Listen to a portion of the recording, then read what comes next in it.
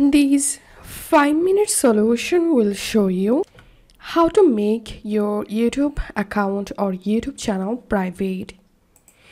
So if you have a YouTube channel with bunch of contents or videos and now you want to make your YouTube channel private, follow these quick steps.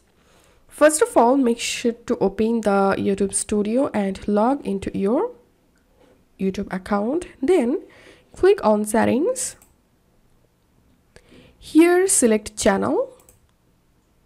Select Advanced Settings. Scroll down all the way to the bottom. You will find this option here, Remove YouTube Content. So click on it. Here you will get two options. One is I want to permanently delete my content and another is I want to hide my content. So to make your YouTube account or channel private, you have to click on I want to hide my content.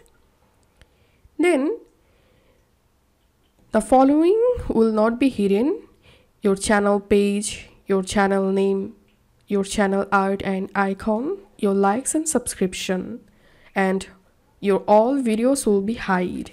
So make sure to check this box and click on hide my content. And after doing this, your account or channel will be private. If you find this video helpful, don't forget to subscribe. 5-minute solution. See you in the next video.